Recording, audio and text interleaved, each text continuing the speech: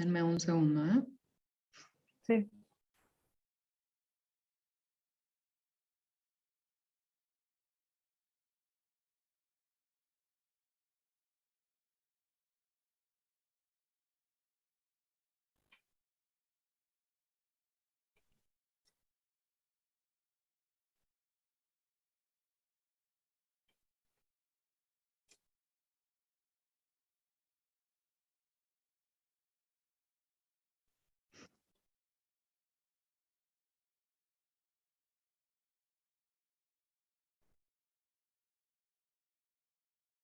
Ok, bueno, empezamos. Sí, ahí estamos. Perfecto. Sí, pues me está viendo a mí misma en YouTube. Bueno, muchas gracias a todo el mundo por estar acá. Estamos empezando este evento que, como muchos saben y muchos saben, tuvimos como algunas resistencias o algunas confusiones sobre para quién era este evento. Este evento es para todo el mundo que tenga ganas de escuchar un poco sobre datos, sobre feminismo, sobre luchas feministas, en particular sobre derechos sexuales y reproductivos, dado que mañana, el 28 de septiembre, a ver, espera. Sí, no, es que perdón, tuve este momento. Dado que el 28 de septiembre es el Día Internacional de los Derechos Sexuales y Reproductivos y la lucha por el aborto, ahora Giselle y Poppy nos van a contar un poco mejor sobre el tema. Somos Datagénero, ahora nos vamos a presentar y nuevamente muchas gracias por estar, muchas gracias a Iniciativa IDEA, a Ramón, a Gigi de Planta, que estuvieron también en la logística de la comunicación, a Clacay, a Valeria y al Ministerio también por estar aquí, y a la salud reproductiva es vital también. Así que eso, muchísimas gracias. Bueno, voy a compartir la presentación.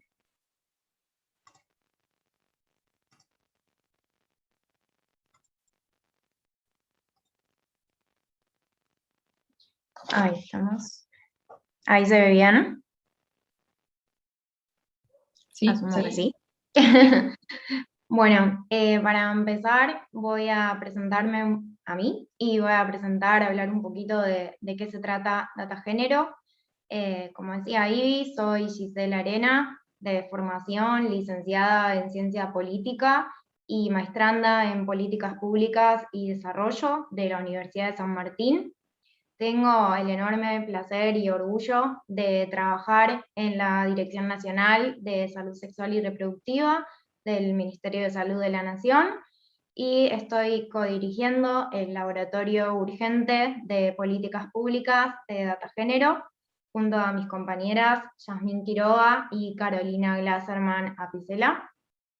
Recién nos estuvo hablando Ivana Felfeber, que es junto a Mailén García, una de las fundadoras de este espacio, nuestra directora general, y Mailén, directora de Planificación Estratégica.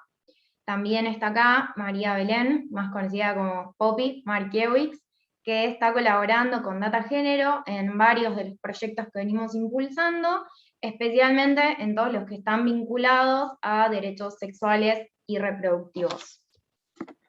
Y me olvidé de pasar la presentación porque estaba muy concentrada hablando. Pero bueno, acá están nuestras caras. Para quienes se están sumando hoy por primera vez, les contamos que Datagénero es una asociación civil formada por un equipo interdisciplinario de profesionales de diferentes carreras, entre otras ciencias de la educación, abogacía, sociología, ciencia política, programación, sistemas, data science, diseño gráfico, artes, marketing, bueno, un poco de todo.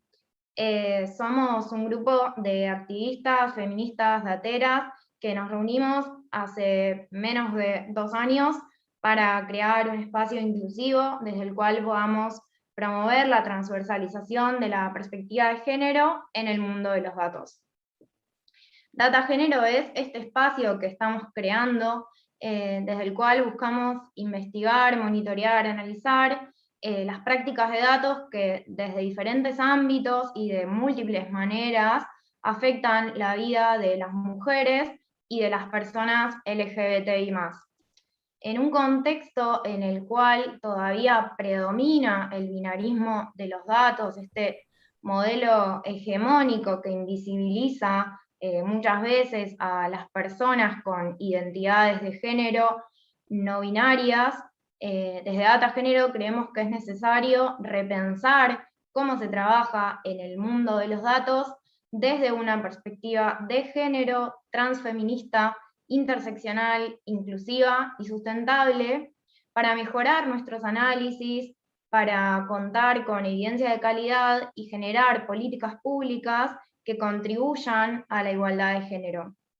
En este sentido, uno de nuestros objetivos es generar procesos de producción y análisis de datos no binarios y de calidad que sean aplicables y replicables en América Latina, y promover un uso ético y justo de los datos. Y acá me interesa resaltar una cuestión en particular que vamos a estar discutiendo y profundizando en un ratito, y es la importancia de la dimensión ética.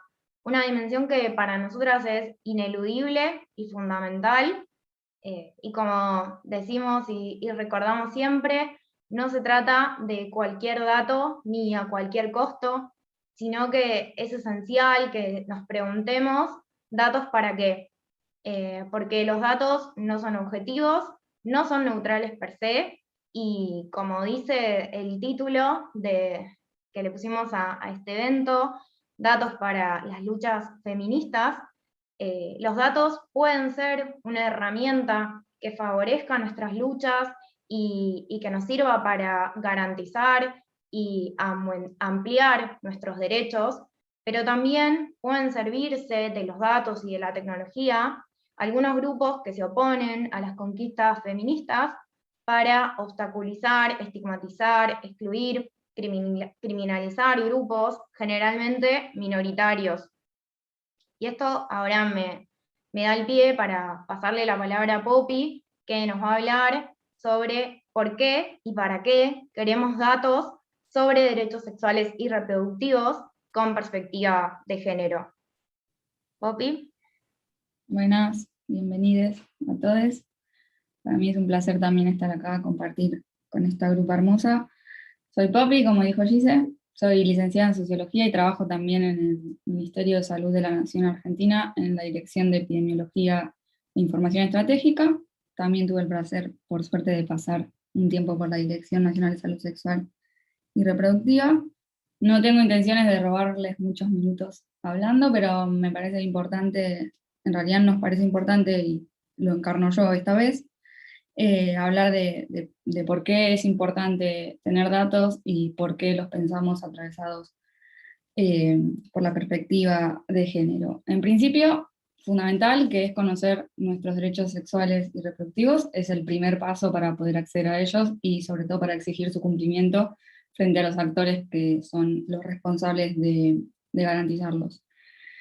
Y creemos también, y por eso intentamos o trabajamos en ello, en la importancia de contar con datos sobre salud sexual y reproductiva que estén pensados y atravesados desde la perspectiva de género, a grandes rasgos para poder identificar nuevos problemas que requieran ser abordados, para tomar decisiones en base a evidencia, poniendo el foco en los sesgos de género que se puedan generar, para mejorar la planificación y la implementación de políticas públicas teniendo en cuenta la diversidad, para reducir o para trabajar para reducir las desigualdades de género, para visibilizar, empoderar e incluir a diversidades históricamente excluidas, y sería, en resumen, para construir una sociedad que sea más justa, igualitaria, inclusive y libre de violencias. Es por eso que en este encuentro nos proponemos abordar los vínculos con los datos de distintos ámbitos o perspectivas. Una parte del encuentro va a ser pensarlos desde la gestión nacional y subnacional, y sobre toda la gestión e implementación de políticas públicas en territorio, y el uso por parte de los actores y de los y las actores que son fundamentales en la implementación de estas políticas y que las llevan adelante y las garantizan, digamos. Otra pata del encuentro va a estar basada en el vínculo de los datos y la investigación. Y por último, y que hace foco en este meme, la última parte del encuentro va a estar enfocada en poder problematizar el uso de estos datos por parte de las derechas para obstaculizar, como decía Gise, el avance de las luchas feministas. Así que bueno, para cerrar mi intervención y no robarles más minutos, y robándole un poco también las palabras a mis compañeras, y citando a Haraway, a quien ubicamos como representante de la epistemología feminista, ella habla de construir en la frontera. Y bueno, nuestra intención es un poco esa, ¿no? Pensar en esas intersecciones, y es por eso que pensamos en datos y aborto, porque entendemos o pensamos, vemos la necesidad de vincular las luchas feministas con los datos y con el desarrollo tecnológico. En particular, no sé, podemos citar que desde la primavera árabe vemos cómo las redes sociales y la tecnología se usan al servicio, digamos, para potenciar las luchas sociales, las reivindicaciones y la lucha por los derechos, pero también, digamos, podemos ver, digamos, cuál es el uso que pueden darle las derechas a estos datos. Digamos, tampoco hay que ser ingenuos en esto, y sabemos que en general también tienen mejor acceso y más poder. Entonces una parte del encuentro de hoy está como destinado a discutir y problematizar también ese uso de los datos, digamos, sobre todo para potenciar nuestras luchas. Y eso es lo que nos trae al encuentro de hoy, y sobre todo la importancia de pensar cómo construimos esos puentes de los feminismos, estas redes, y entre los feminismos y las comunidades tecnológicas, y cómo diseñamos estas herramientas tecnológicas que estén al servicio de las demandas feministas. Una cosa medio así como burocrática, administrativa, al final de las presentaciones de las 4 expositoras que nos acompañan hoy, vamos a hacer como una puesta en común, en donde vamos a poder charlar sobre algunas preguntas que tengan, las pueden ir anotando en el chat, pero eso va a ser como al final de las exposiciones. Así que sin más preámbulo, voy a presentar a la primera oradora, que es Valeria Isla Blum. Ella es actualmente la directora nacional de Salud Sexual y Reproductiva del Ministerio de Salud de la Nación de la Argentina. Integró el equipo interministerial de redacción del proyecto de ley de interrupción voluntaria del embarazo y atención posaborto, que culmina con la sanción de la ley 27.610 en la Argentina. Tiene una larga trayectoria en lo que es gestión, planificación e implementación de políticas públicas y programas sociales pensados desde la perspectiva de derechos y género. Así que yo hice como una presentación muy breve. Si ella la quiere ampliar, maravilloso. Le damos la palabra y la presentación a ella. Muchas gracias por la presentación. Solamente quiero agregar que hoy también tenemos el placer de contar con otra consultora experta, quien participó en la redacción de la ley, la 27610, que es Agustina Ramón Michel, que ya nos acompaña también, y agradezco también a todo el equipo de la Dirección Nacional que acompaña, y celebro también esta iniciativa, la iniciativa de trabajar con datos para las luchas feministas. Así que, siempre para estas presentaciones hay un poco de nervios para encontrarle la pertinencia al pedido, poder compartir y poder alimentar, digamos, con la presentación que uno tiene, el debate y este espacio tan potente, con tanta convocatoria. Así que vamos a intentarlo. De todas maneras, también espero que en el intercambio podamos responder también a consultas, preguntas o lo que ustedes consideren pertinente. Voy a compartir la pantalla con una breve presentación que preparé. ¿Ahí se ve bien? Sí, perfecto. Sí, perfecto, Valeria. Bueno, entonces decíamos, la ley 27610 que regula el acceso a la interrupción voluntaria y legal del embarazo y la atención posaborto, como muchas sabemos, es de orden público, de cumplimiento obligatorio en todo el territorio argentino. Y esto lo marco porque por las características también de nuestra modalidad, nuestra organización política federal, y el rol específico que tienen las provincias y los municipios respecto del sistema de salud. Por un lado, en lo que es la territorialidad y la dependencia directa de los efectores de salud, hospitales y centros de salud de las provincias y en algunos casos de los municipios, y el rol rector, por lo tanto, del Ministerio de Salud de la Nación, pero también porque el sistema de salud, como muchas de ustedes saben, tiene 3 subsectores: el público, el de obras sociales y el de la medicina prepaga. Y por esto la importancia también del orden público y de la aplicación en todos los sistemas, algo que trae la ley y que es importante a la hora de pensar la producción de datos y por lo tanto la producción y la construcción de la información. Como ustedes plantearon, el dato es una construcción social sin duda, y los contextos en los cuales se comunican, se analizan, se caracterizan también. Entonces, esta ley refuerza la política federal de salud sexual y reproductiva, se inscribe en una historia de leyes que también fueron productos de luchas feministas, de luchas de la sociedad civil, no solo en Argentina, sino en América Latina. El campo de la salud sexual y reproductiva nosotros lo caracterizamos como un campo en donde la sociedad civil, estas luchas feministas han marcado siempre la agenda, a diferencia de otras políticas públicas que han surgido desde el mismo Estado. Por ejemplo, si uno piensa en la asignación universal por hijo, cuando surgió, es una política y una iniciativa y un diseño que surgió directamente desde en su momento del Estado Nacional. En cambio, todas las políticas públicas y los programas de salud sexual y reproductiva han tenido una fuerte impronta y una presencia de la sociedad civil y de las luchas feministas, y entendemos también que en el diseño actual de la Dirección Nacional y de la implementación de la Ley 27610 es importante tener en cuenta esto y tener los espacios de diálogo y de intercambio y la permeabilidad suficiente como para no perder esa dinámica tan rica, tan diversa, tan heterogénea, que enriquece de manera permanente la agenda y siempre nos lleva a ampliar los límites, que es lo que necesitamos para una implementación también efectiva. También la ley plantea un tema ligado al registro de datos, registro de las capacitaciones. Hay textos y algunos artículos específicos en relación a la producción de información.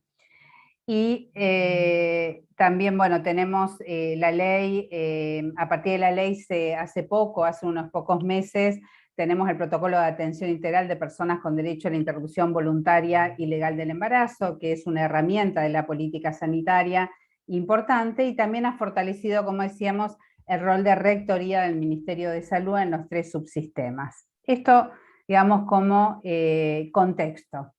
Yo quería ahora situarnos en la producción de la información en un doble juego, en tanto monitoreo de las políticas públicas, o sea, la producción de datos y de información necesaria para poder evaluar, corregir, mirar la realidad, caracterizar los problemas en distintos momentos temporales, y también algo muy importante que es la rendición de cuentas a la sociedad. Esta figura de rendición de cuentas, que tiene que ver con la función de transparencia necesaria en el ejercicio de la función pública, pensamos que en el caso de la salud, los derechos sexuales y reproductivos y específicamente el aborto, cobran significativa relevancia en términos de lo que significa la construcción colectiva de políticas públicas y de acciones. Es necesario también para esta construcción colectiva una construcción de confianza, construcción de vínculos, construcción de lazos, y para eso desde el Estado necesitamos rendir cuentas, necesitamos explicar lo que hacemos para poder realizar esta construcción. Sería como una condición mínima, después hay muchas otras a cumplir, pero esta es una condición mínima. Entonces, agrupamos la producción actual de la Dirección Nacional en tanto lugar de rectoría y de implementación, del lugar de aplicación de la política pública en salud sexual y reproductiva, en salud y derechos sexuales y reproductivos. Lo dividimos en reportes periódicos, estudios específicos y respuestas muy puntuales a pedidos de informes de la sociedad civil, Poder Legislativo u otros organismos gubernamentales. Respecto a reportes periódicos, allí actualmente estamos produciendo de manera bimestral el reporte de la línea 0800, salud sexual, que es una herramienta de política pública muy importante, lo fue con la ILE, y en contextos de pandemia mucho más durante el 2020, y lo es actualmente con la nueva ley, con la IBE y con la ILE. El informe de monitoreo del Plan ENIA también es bimestral, que el Plan ENIA se implementa en 12 provincias, sobre todo en NOA y NEA, y cada 2 meses reporta en un tiempo muy cercano a la implementación de las políticas las distintas dimensiones en las que trabajamos. El informe de gestión de la Dirección Nacional de Salud Sexual y Reproductiva es un informe anual. El informe de implementación de IBE-ILE, tuvimos un primero, es semestral, un primer informe en junio principios de julio del 2021, el próximo estará para alrededor de enero-febrero con la información del segundo semestre y reportando sobre todo el 2020. Y también tenemos un reporte del área legal, sobre todo porque la estrategia jurídica, la estrategia de los sectores antiderechos se ha basado en relación a la ley de interrupción del embarazo en una estrategia jurídica, una estrategia de presentación de distintas actuadas y distintas acciones para impedir su implementación en distintos puntos del país. Entonces, el área legal, bueno, Sonia Ariza también es parte, asesora experta en estos temas, realiza una sistematización de estas actuaciones con un seguimiento, ahora vamos a ver algún detalle, para compartir con el consorcio de abogadas de la sociedad civil, con abogadas de otras áreas de gobierno, tanto legal y técnica, como el Ministerio de las Mujeres, como el misma área de jurídicos del Ministerio de Salud, para estar, y también con distintas organizaciones y abogadas de la sociedad civil, con un efecto de rendición de cuentas y también colaborativo. Con respecto a estudios específicos, ahora lo vamos a ver, tenemos uno que es un estudio que hicimos junto con las provincias para ver cómo estábamos con la garantía de derechos. En ese momento lo publicamos en el 2021, pero son datos del 2020, y ahí vimos todos los temas en relación a acceso, sobre todo de métodos, estrategias innovadoras para el acceso, algunos de los problemas en las provincias, y también ahí se analizó ILE, pero esta es una línea abierta en la dirección que también consideramos que es importante la posibilidad de hacer estudios específicos de algunas problemáticas o en algunos momentos puntuales para monitorear la situación de la agenda o algún problema o alguna situación más específica.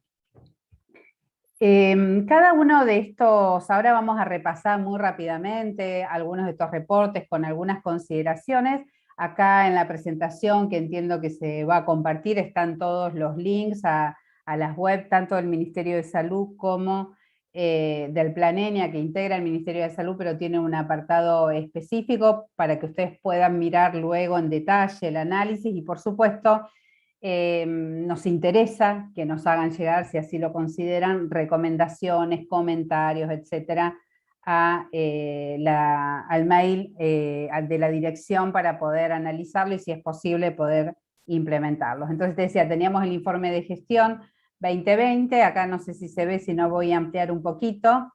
Lo que sí me interesa es que vean un poco el conjunto de apartados, ¿no? Los objetivos estratégicos, porque es desde donde contextualizamos la información que producimos, y es lo que nos interesa mirar de la realidad. Bueno, todo el contexto de COVID, algunas acciones específicas dentro del COVID, y las líneas transversales, lo que es la construcción de institucionalidad y rectoría, formación y capacitación, las prestaciones directas van a encontrar allí, algunas que son directas del plan y otras en asociación, como por ejemplo con el programa Sumar, que es un programa de financiamiento mediante transferencias por incentivos, por desempeños de las provincias, y que abarca todos los temas de la agenda sanitaria, y hay una específica que es sobre acceso a IBE-ILE y una línea de cuidados sobre salud sexual y reproductiva. Fortalecimiento institucional, los proyectos que tenemos con la sociedad civil, la participación también de la sociedad civil en los consejos consultivos y en el consejo asesor de la dirección nacional, los espacios con la red de profesionales por el derecho a decidir, con las regionales, hay tiempos y espacios protegidos, ahí se describen, también con socorristas, y también información presupuestaria. Pensamos que la información de rendición de cuentas es muy importante que incluya la información sobre el presupuesto. La dirección tiene una apertura presupuestaria, en este momento para el 2022 ya se presentó en el Congreso, está disponible esta apertura dentro de la página del Ministerio de Economía, y también hace poco han abierto una página de una web, una página de seguimiento, una herramienta de seguimiento presupuestario a nivel nacional en ASIG, en donde figura el Plan ENIA y el área de salud sexual y reproductiva. El otro tema importante aquí en el informe de gestión, en el anexo 1, se ve el detalle de la distribución de métodos anticonceptivos y otros insumos por provincia, tanto del Programa Nacional como el Plan ENIA. La canasta de salud sexual y reproductiva incluye 11 métodos anticonceptivos, y además está el misoprostol, bueno, preservativos y test de embarazo. Y el comparativo 2019 y 2020, esta información la produce, hay un grupo de trabajo específico, es el grupo de trabajo de insumos y de monitoreo de insumos, se hace por insumos y también se evalúa monetariamente cuál fue la transferencia por provincias. Alguna de esta información también componen las respuestas a los pedidos de informes, que es el último punto que vimos en el índice, que se hacen específicamente desde distintos organismos a la Dirección Nacional. Luego tenemos el primer reporte de una serie de reportes periódicos, que es de implementar IBEILE, que ahí lo que hacemos es estrictamente nos acotamos a las acciones de IBEILE en el marco de la ley 27.610. Y allí lo que sí, al momento, nosotros en relación a insumos podemos dar cuenta es de la cantidad del misoprostol distribuido.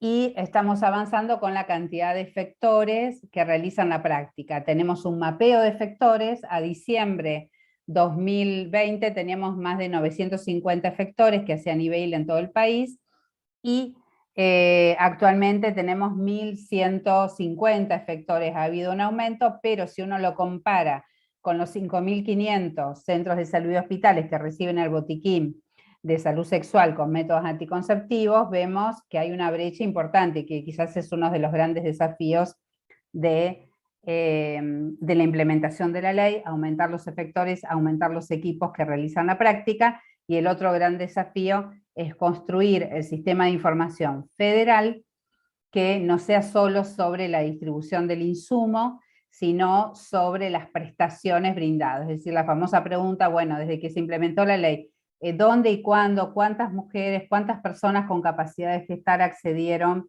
a la práctica IBE y dónde? Esto nosotros estamos en proceso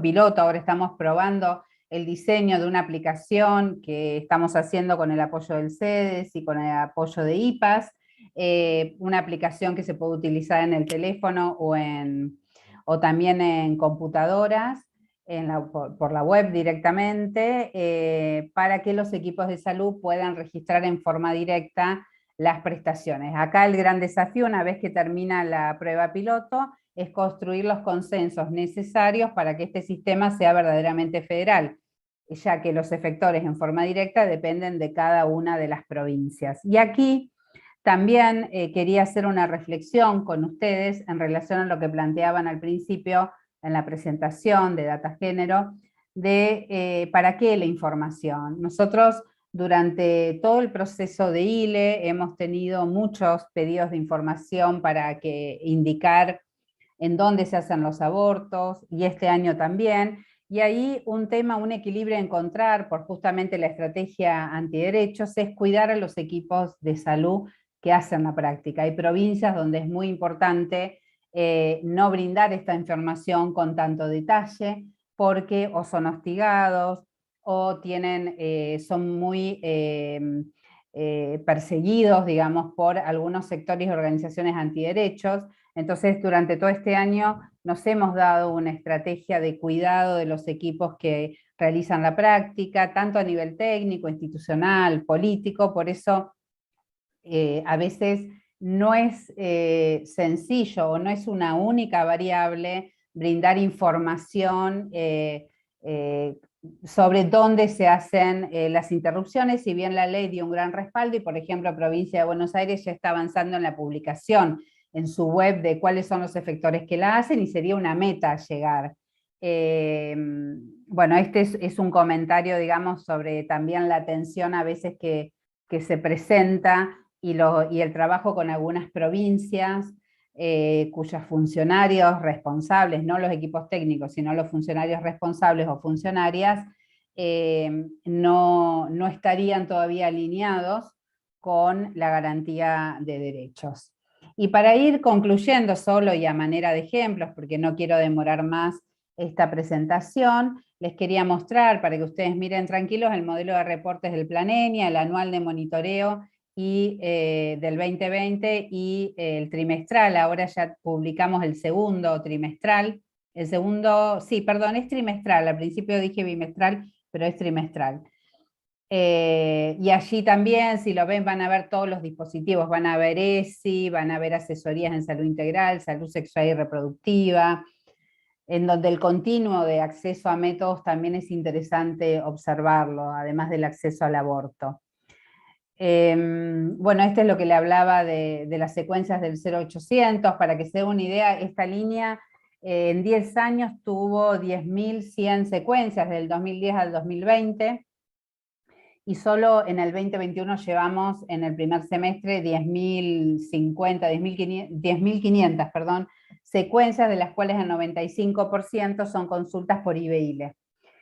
Ha sido una herramienta que nos permite, cuando ingresa un llamado, una consulta, que se convierte en secuencia porque se convierte en una intervención directa del equipo de gestión, coordinado por Analía Mesina, con un equipo técnico de mucha calidad que puede intervenir en forma directa con referentes de programas, directoras de hospitales, equipos, para uno a uno, con calidad a escala humana, poder acceder y poder remover barreras de acceso para las mujeres y personas con capacidad gestal. Es una herramienta que hemos logrado construir a lo largo de mucha lucha y mucho tiempo, por muchos equipos de la Dirección Nacional de hace mucho tiempo, una herramienta que permite permear las barreras del sistema federal también. Entonces, y es un diálogo directo con usuarios y usuarias, en donde tienen una dificultad y ya llaman, hay respuesta, y esto se ha ido incrementando y realmente nos permite tener una temperatura de lo que está pasando en las provincias y poder intervenir a nivel micro. En algunas cosas intervengo yo también en forma directa para hacer las derivaciones, pero es gracias a esta herramienta accesible, digamos, gratuita, que iguala en un punto derechos para las mujeres y personas con capacidad gestal.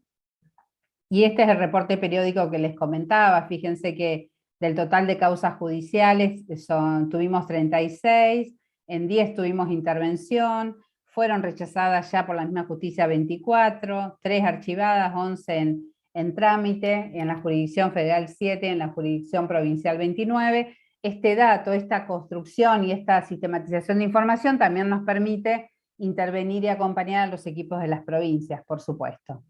Y para ir finalizando, este es el ejemplo, por si quieren leerlo, del estudio específico de COVID y las respuestas, el impacto de la pandemia, pero también las respuestas adaptativas de los servicios de salud, que fue durante el año pasado, el año 2020, y allí, bueno, van a haber distintas dimensiones que se toman, y aquí, como les decía, está tanto métodos anticonceptivos como ILE. Así que bueno, con esto yo ya cierro para dejar a mis colegas y luego estar atenta a las consultas, preguntas específicas, y bueno, todos estos materiales también están disponibles. Agradezco enormemente su atención. Muchas gracias. Gracias a vos, Valeria, por la presentación. La verdad que súper clara e interesante. Después la podemos mandar por mail a todas las personas que se inscribieron para que tengan también los enlaces directos a todos los documentos y e informes públicos que están incorporados. Ahora vamos a escuchar a Agustina Ramón Michel y a Sonia Ariza Navarrete. Ellas son de Clacay, llevaron adelante un trabajo de investigación que se llama La salud reproductiva es vital, sobre el cual nos van a estar contando ahora.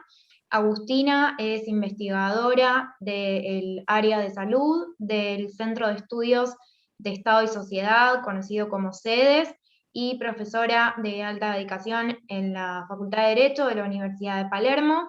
Se especializa, es abogada, se especializa en América Latina y en derechos de las mujeres. Sonia es investigadora adjunta del CEDES también, como decía Valeria hace un ratito, abogada asesora de la Dirección Nacional de Salud Sexual y Reproductiva y de organizaciones internacionales. Sus trabajos de investigación se centran en el acceso y ejercicio a los derechos sexuales y reproductivos, en particular a la garantía de acceso al aborto y a la objeción de conciencia. Que les paso la palabra y están ya habilitadas para presentar. Muchas gracias.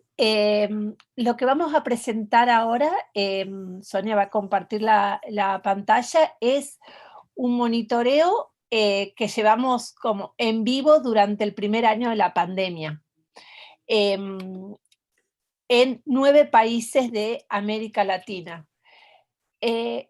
Cuando en marzo se declaró la pandemia, la OMS declaró la pandemia, teníamos la preocupación, muchas de nosotras, que iba a pasar con la salud reproductiva, con los servicios de salud reproductiva.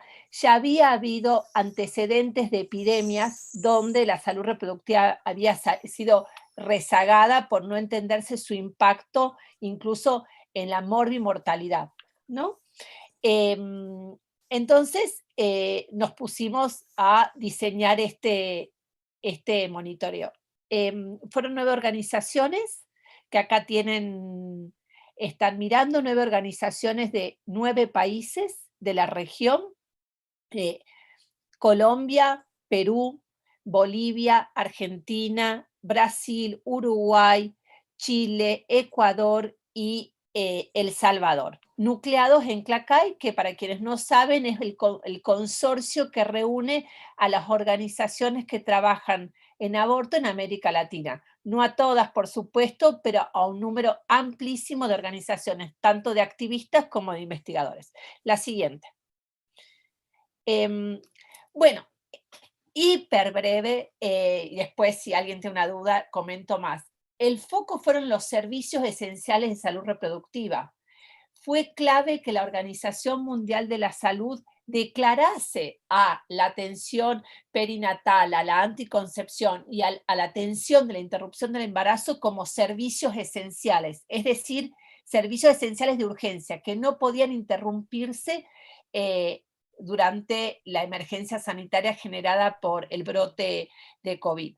Entonces pusimos el foco en estos 3 servicios, y el tipo de información que nos dimos a relevar era cualitativa y cuantitativa, y al inicio hicimos mucho hincapié en las organizaciones de que traten de relevar fuentes oficiales, cuantitativas, pero también nos dispusimos a recolectar datos a través de entrevistas a tomadores clave, por ejemplo, Valeria, una tomadora de decisión a nivel ministerial, o también o hacer encuestas, tanto a tomadores de decisión como a mujeres, personas gestantes. Siguiente. Algo que decidimos hacer hincapié era no solamente, obviamente, relevar los datos cuantitativos de qué estaba ocurriendo, cuántos accesos al aborto había habido, cómo venía la mortalidad materna, sino también identificar casos de denegación, pero buenas prácticas también. Fue un tiempo muy oscuro donde también los gobiernos, con razón, no sabían muy bien qué hacer, más allá que decían, bueno, los servicios de salud reproductivos son esenciales y hay gobiernos que lo asumieron así. no se sabía, no había una ruta clara de exactamente qué es lo que había que hacer. Entonces nos parecía muy importante poder destacar estas buenas prácticas, porque para además después demostrar que estas buenas prácticas podían ser imitadas por otros países, porque sabíamos que estos 9 países estaban en situaciones muy, muy distintas las unas a las otras respecto a la garantía de los servicios. Siguiente.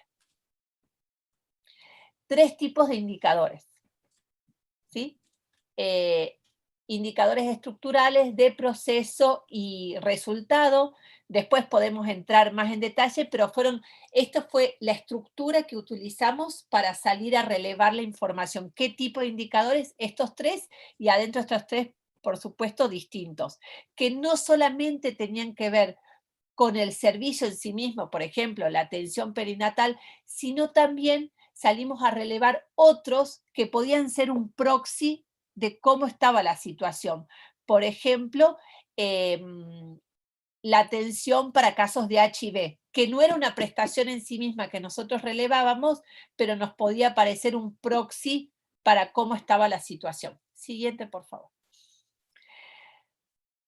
Los desafíos, el que se pueden imaginar, era cómo se recolecta datos en tiempo real. Valeria recién mencionaba el estudio especial que hizo la dirección acá en Argentina sobre COVID. Se presentó este año. El año pasado, cuando estábamos recolectando, era poca la información. Entonces, de ahí que hayamos combinado, insisto, datos de fuentes oficiales con otro tipo de fuentes, como puede ser encuestas diseñadas específicamente o entrevistas. El otro fue que en algunos países, no todos, un puñado, por ejemplo, El Salvador, Ecuador, Brasil, hubo mucha resistencia para acceder a esa información.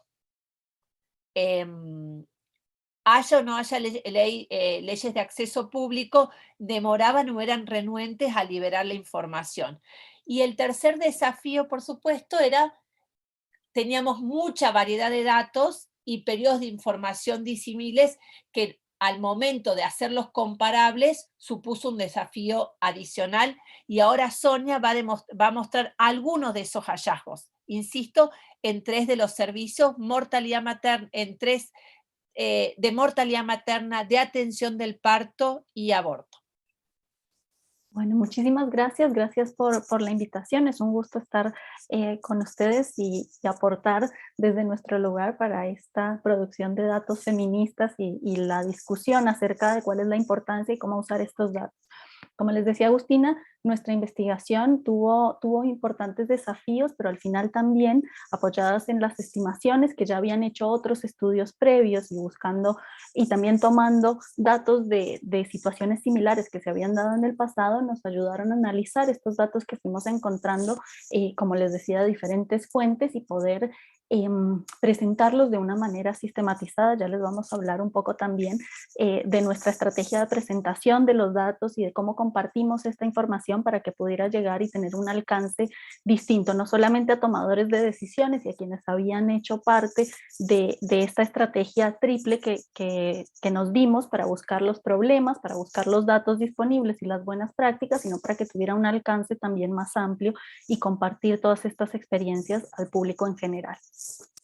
Para hablar un poco de los hallazgos más importantes o algunos de los que elegimos para compartir en esta corta presentación, tienen que ver con la mortalidad materna. Creo que fue uno de los datos más difíciles que encontramos, más duros a la hora de analizar, que nos generó un impacto muy profundo también como equipo de investigación, porque teníamos ya algunas estimaciones que nos decían que era muy probable que aumentara la mortalidad materna, pero al encontrarnos con datos como por ejemplo en Chile, que nos hablan de un aumento del 39% de la mortalidad materna, o en Ecuador un 21.6% de aumento en la mortalidad materna, en Perú el 12%, nos habla de una situación realmente grave de acceso a los servicios, ¿no? Vamos a usarlo como un proxy de la falta de acceso y de las dificultades que tuvieron las personas con capacidad de gestar durante la pandemia. Otro dato que consideramos muy relevante tiene que ver con el acceso al aborto en tiempo de pandemia. Tenemos un corte más o menos de enero a julio de 2020, en donde pudimos encontrar datos relacionados con el acceso a la interrupción del embarazo, y lo que hicimos ahí fue compararlos con la línea de base 2019 para saber qué había cambiado en ese corto periodo, ¿no? 2019-2020. Y ahí lo que nos encontramos es que, por ejemplo, en Bolivia disminuyó el acceso en un 65%. Son países en los que, para empezar, ya tienen un acceso limitado, tienen serios problemas para la atención, y hubo una disminución del 65%, y un caso tan grave como el de Perú, en donde el 86% de las interrupciones en ese periodo disminuyeron, ¿no? Todos los países mostraron una disminución, con excepción de Brasil, y ahí tenemos un caso interesante que también esta mezcla de métodos que nos dimos para analizar la información nos dio información valiosa también. En Brasil, por ejemplo, se dio un aumento que tiene que ver muy probablemente con las medidas restrictivas que se tomaron en Brasil durante la pandemia. Al dar normas que hablaban de interrupción del embarazo, para muchas personas fue la primera vez que entendieron que era posible interrumpir un embarazo por causal violación en Brasil, y entonces se acercaron a los servicios con todas las restricciones que hubo en la pandemia, pero era la primera vez que había una idea de legalidad en la conciencia de las personas, y entonces aportó, digamos, y esto para pensar en la complejidad que supuso la pandemia y las circunstancias que vivieron los diferentes países, ¿no? En la atención del parto, por ejemplo, también hubo una variación muy importante. Nosotros analizamos la atención del parto en términos de atención extrahospitalaria no planificada, y ahí este es un indicador que muchos países tienen y que no todos pueden aportar el dato, pero ustedes ven que, por ejemplo, Argentina no se encuentra en nuestra comparación, porque diferencian entre los partos extrahospitalarios que fueron planificados y los que no, digamos, aquellos en donde las personas con capacidad de gestar decidieron tener un parto domiciliario, y aquellos que sucedieron de manera no planificada. Y acá lo que ustedes pueden ver en la gráfica son aquellos partos extrahospitalarios no planificados y los partos hospitalarios. Y lo que vemos entonces es, por ejemplo, que en Bolivia esos partos extrahospitalarios no planificados aumentaron un 11% y hubo una disminución del 27% perdón, en los partos hospitalarios. Y esto tiene que ver, y lo complementamos con la información cualitativa que nos cuenta, por ejemplo, que debido a la exigencia de prueba de COVID negativa que no fue proporcionada por el Estado, muchas personas gestantes que estaban en el momento del parto no pudieron ingresar a los servicios de salud. Y entonces tenemos la ubicación de estos partos en los parqueaderos de los hospitales, en el transporte público, en lugares en donde realmente fueron emergencias obstétricas graves que eran fácilmente evitables. Tenemos el caso de Brasil, en donde disminuyeron los dos tipos de atenciones, y esto puede deberse a un registro tardío de las intervenciones o puede deberse efectivamente a que hubo menos partos, no lo podemos saber, y esto es uno de los desafíos que tenemos en la producción de datos en tiempo real.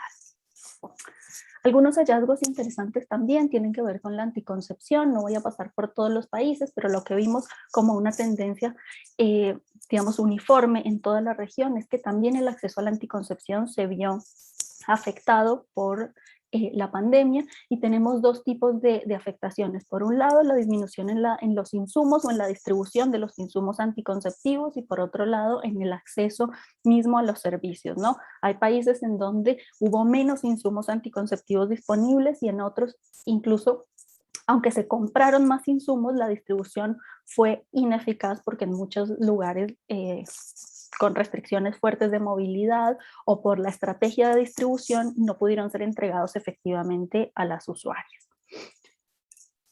En relación con los hallazgos relacionados con la atención de la salud reproductiva, y ahí pensamos en consultas de atención prenatal o de consejería, por ejemplo anticonceptiva, también vimos que hubo una disminución muy importante. Tenemos casos gravísimos como el de Perú, que suspendió todas las consultas externas y solamente dejó durante un periodo importante de la pandemia consultas de emergencia, con lo cual todos los servicios, desde la atención prenatal y los controles, digamos, prenatales, hasta las asesorías anticonceptivas y la interrupción del embarazo, disminuyó casi por completo, digamos, a cero, lo que aumentó las complicaciones en el parto y en el puerperio. Y tenemos casos en donde, por ejemplo, Ecuador, incluso al habilitar algunas adaptaciones, como la recepción de citas a través de telemedicina, la asignación de consultas o el seguimiento a través de telemedicina, tuvo una disminución importante de los controles prenatales, especialmente en el caso de niñas y adolescentes, y esto tiene que ver justamente por las medidas de restricción de movilidad que no tomaron en cuenta la necesidad de, por ejemplo, acompañamiento de las niñas y adolescentes a las consultas, y entonces solo se permitía salir a una persona o a quien tenía la cita médica, y esto generó, digamos, unas restricciones especiales para grupos como niñas y adolescentes, personas con discapacidad. También en el caso de Colombia, por ejemplo, en donde la telesalud no se implementó para los controles, incluso en embarazos de bajo riesgo, esto generó dificultades en el acceso a los controles. Pero bueno, como les decíamos, si bien encontramos que todos los indicadores sufrieron en los 9 países que estuvimos relevando, nos interesaba también ver las buenas prácticas. Y aquí entonces vamos a comentar solamente las que tienen que ver con la interrupción del embarazo, porque nos parecía un recorte interesante que recoge una variedad interesante de buenas prácticas que se llevaron adelante, ¿no? Por un lado, el uso de la telemedicina, ¿no? Si bien se adoptó formalmente únicamente en Argentina y Colombia, muchos de los países de manera informal utilizaron estrategias de telemedicina como el seguimiento por WhatsApp, la atención telefónica, la videollamada para hacer seguimiento de algunas consultas. Esto permitió para nosotros 2 hallazgos interesantes. Por un lado, el acceso de las personas durante las restricciones de movilidad, pero por otro lado, una estrategia de redes de interconsulta profesional que resultó muy favorable y que seguramente va a perdurar también después de la pandemia. Profesionales que en lugares alejados, donde tienen poco acceso a la tecnología o a la capacitación permanente, podían comunicarse con otros profesionales que tienen más experiencia, que han trabajado casos más complejos y que pueden asesorarles para llevar adelante una atención de calidad en el momento de la pandemia. Y esto fue muy importante. La provisión de servicios ambulatorios de interrupción del embarazo en todos los niveles de complejidad del sistema de salud. Si bien los países que tienen restricciones en este contexto no lo modificaron desafortunadamente en la pandemia, lo que se pudo ver fue la importancia del acceso en los centros de salud, a la interrupción del embarazo, a las consejerías preaborto, para garantizar un acceso oportuno, eficaz y de calidad a los servicios de salud. Y en los países en donde esto no se modificó y se exigió el acceso únicamente con internación o en niveles de complejidad específicos, el acceso se vio mayormente afectado y no pudieron recibir los servicios personas que lo necesitaban. Y esto incluso en países que tradicionalmente han tenido un buen acceso, como Uruguay, por ejemplo. En el caso de buenas prácticas en materia de aborto, también nos parece relevante la flexibilización de los requisitos para la interrupción del embarazo. Y aquí Argentina fue uno de los ejemplos que tomamos como buena práctica, en donde se permitió que en la primera consulta, en todos los niveles de salud, se pudiera ya realizar la interrupción del embarazo a través de una receta electrónica incluso. Entonces, una consulta por telemedicina podía dar acceso inmediato a la interrupción del embarazo. Y esta es una buena práctica que países que requieren un tiempo de espera como en Uruguay, o países que requieren una consulta presencial obligatoria previa a la interrupción del embarazo como Ecuador, pueden tomar como ejemplo porque dio buenos resultados y garantizó el acceso sin ninguna complicación para las usuarias. En el caso de la colaboración público-privada para la provisión de IVILE también nos parecía una buena práctica muy importante en tiempo de pandemia. Sabemos que las organizaciones de la sociedad civil que tienen trayectoria y que tienen mucha experiencia llegando a comunidades específicas, conociendo las formas de difusión de la información en distintos contextos, han ayudado de manera importante a ampliar el acceso a los servicios de salud en distintos países. Ecuador, Argentina y Colombia son ejemplos en donde el socorrismo, las líneas de atención hicieron una colaboración muy importante con los servicios de salud para difundir las rutas de acceso, para tomar decisiones acerca de cuáles eran las adaptaciones necesarias para garantizar el acceso. Y otro ejemplo importante fueron las mesas de trabajo concertadas entre la sociedad civil y el Estado, como sucedió en Chile, por ejemplo, en donde habían mesas para trabajar cuestiones específicas relacionadas con la afectación a las mujeres y a otras personas de la diversidad, con las restricciones propias de la pandemia, pero también una mesa específica para trabajar sobre la garantía de los derechos sexuales y reproductivos en el marco de la pandemia. Estas conversaciones resultaron importantes y de allí se tomaron medidas de política pública que fueron efectivas. Algunas de las observaciones que vimos, solamente para ir resumiendo esto que vinimos hablando durante esta conversación, tiene que ver con resaltar las buenas prácticas y tratar de difundir y compartir esta información para que pueda ser replicada. Encontramos definitivamente una falta de priorización de la salud reproductiva. Los indicadores cuantitativos dan cuenta de los efectos de esta falta de priorización, pero también la información cualitativa nos muestra cómo podemos mejorar en algunos de estos aspectos. Vimos que el abordaje de la crisis sanitaria no tuvo perspectiva de derechos humanos porque no garantizó todos los derechos que eran esenciales y urgentes durante la pandemia. Vimos una importante afectación de los indicadores de los que ya fuimos hablando en esta charla, y por eso creemos que es urgente realizar esfuerzos para mejorar las respuestas, porque muchas de las situaciones que fuimos viendo a lo largo del monitoreo siguen presentándose y muchas de las restricciones que causaron estos indicadores negativos siguen todavía teniendo efecto. Entonces, los estados están a tiempo todavía de tomar medidas adecuadas para la contención de la crisis sanitaria y de los efectos que nos ha dejado esta crisis sanitaria a través de medidas costo efectivas que puedan mejorar el acceso. En resumen, tenemos ejemplos de buenas prácticas que pueden ayudar, que tienen que tomarse en consideración, y tenemos la evidencia de que no tomar esas medidas genera resultados negativos de inmediato en los indicadores sanitarios. Así que esta información es una invitación a los estados y a la población en general para analizar y para tomar decisiones. Ahora invito a Agustina, queríamos hacer un cierre presentándoles un poco cómo hemos hecho la difusión de esta información, porque una parte importante es diseñar una buena metodología para tener datos. Otra parte muy importante es analizarlos y tener una buena información. Pero una que no puede dejar de estar es la difusión de los datos. Los datos guardados en un cajón no sirven para absolutamente nada. En ese sentido, nosotros, para hacer en el informe este monitoreo, tomamos la decisión de en realidad publicar una nota especial en Ojo Público, que es un medio regional con base en Perú, en vez de publicar esos tipos de documentos que circulan por los correos electrónicos, se postean en un link.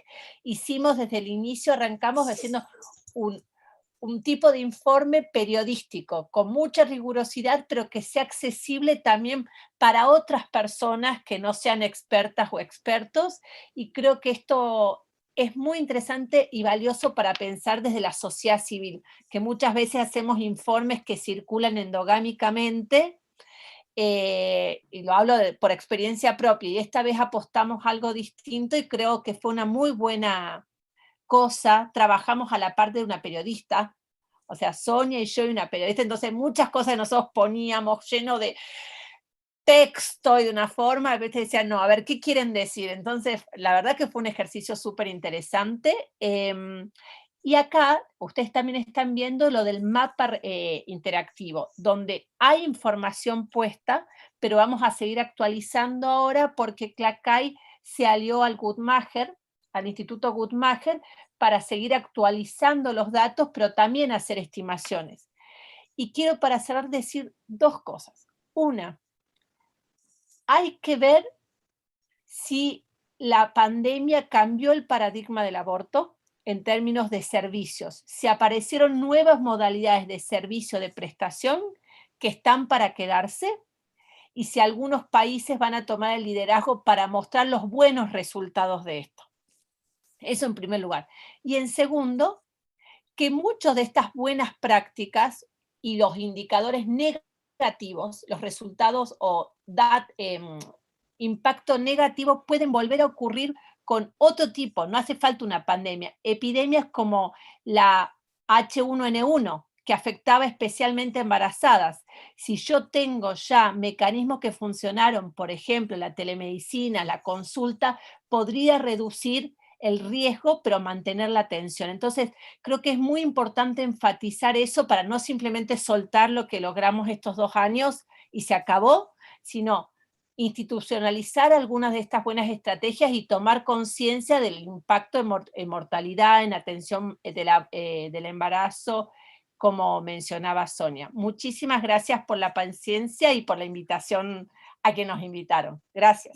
Muchísimas gracias. Yo solamente una cuña para que si quieren entrar al sitio web, ahí van a encontrar también conversaciones que hemos tenido con distintos actores a nivel regional que pueden tener incidencia en el uso de estos datos, como la Comisión Interamericana de Derechos Humanos, en distintas comisiones, y también con expertas a nivel regional, y pueden ver también muestras de cómo se ha difundido esta información en algunos de los 9 países en los que estuvimos trabajando con tomadores de decisión locales, y cómo todo está en la página web, y también hay elementos de difusión de esta información para que la puedan circular en redes sociales, digamos, para ver una muestra de cómo usamos esta información de distintas maneras a lo largo del tiempo. Muchísimas gracias por la invitación y a disposición para la conversación. Bueno, Sonia, si querés pueden compartir el sitio en el chat, así ya queda ahí. ¿No? Muchísimas gracias a Agustina y Sonia por la presentación. Muy interesante el monitoreo del impacto de la pandemia. Me parece también muy interesante el foco puesto en estas buenas prácticas que nos permiten pensar estos nuevos horizontes, digamos, no solamente en el impacto negativo que la pandemia tuvo y tiene en distintas circunstancias, en esto en particular de la salud sexual y reproductiva, digamos, pero también pensar estos horizontes que nos permiten pensar, no necesariamente una pandemia, como decía Agustina, sino también en otros. Me parece fundamentales. Bueno, para seguir y antes de seguir con la última parte, digamos, de este encuentro con la última oradora, que en realidad es un video, no queríamos dejar otra vez de mencionar y agradecer el apoyo y la logística de Iniciativa IDEA y de Planta, y por supuesto mencionar que estamos apoyando también la campaña de desigualdad, y que por supuesto reivindicamos y apoyamos la educación sexual integral. Así que,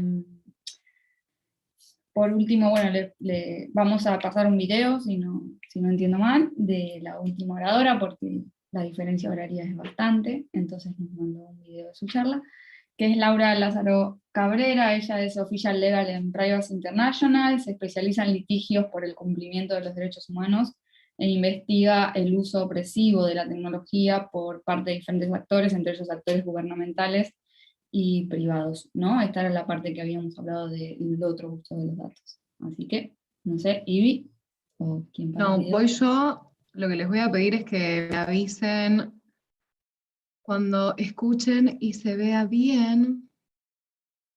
¿Se ve? ¿Se ve ahí? Sí, se ve. Ok, avísenme el audio, porfa. Buenas tardes, mi nombre es Laura Lázaro Perfecto. Cabrera y soy abogada en Privacy International. Privacy International es una organización sin fines de lucro que trabaja con ONGs e individuos asociados a nivel global en aras de abogar por un mundo en el que la tecnología empodere y capacita a las personas y no sea usada para explotar sus datos para obtener beneficios y poder. Dentro de nuestra organización tenemos un equipo de trabajo que se centra en garantizar la protección de los datos del paciente, porque el acceso a la salud reproductiva no debe exigir la renuncia a los derechos humanos, incluida la privacidad. Hoy tengo el gusto de presentar nuestro trabajo en este tema. Poderosas organizaciones antiabortistas con sede en Estados Unidos y con presencia en la escena política están desarrollando y promulgando en todo el mundo un software de recopilación de datos y sistemas de marketing digital intrusivos. Hoy hablaré del trabajo de investigación que realizamos y que se centra en cómo una organización con sede en Estados Unidos está trabajando a nivel global para impedir que las mujeres accedan al aborto. Estoy segura de que todos han oído hablar de esta organización, Heartbeat International. compartiré con ustedes 3 de las tecnologías que han desarrollado para frenar o impedir el acceso de las mujeres al aborto. Heartbeat International es una organización internacional contra el aborto que se centra especialmente en el uso de datos para comprender las necesidades y tendencias de los centros antiabortistas. La organización impulsa un sistema de gestión de contenidos con gran cantidad de datos que se desarrolló específicamente para eliminar los silos de información y de datos entre los centros antiaborto de todo el mundo. Heartbeat International es un actor importante en el panorama mundial de la guerra contra el aborto. Autodenominada la mayor red mundial de organizaciones de ayuda al embarazo, Heartbeat International gestiona una red de más de 2.700 organizaciones de ayuda al embarazo afiliadas en todo el mundo y organizaciones de ayuda al embarazo afiliadas en más de 60 países, y dice tener 700 sedes afiliadas fuera de Estados Unidos. Como probablemente sepan, se sabe que este tipo de organizaciones de ayuda al embarazo se presentan de forma engañosa, como si ofrecieran un apoyo imparcial a las mujeres embarazadas que quieren abortar. En cambio, se ha demostrado que su verdadero propósito es disuadir a las mujeres de acceder al aborto, incluso utilizando métodos coercitivos, de los que hablaré en un momento. Como ya lo sabe la audiencia, algunas de estas organizaciones hacen todo lo posible por ocultar sus verdaderas intenciones.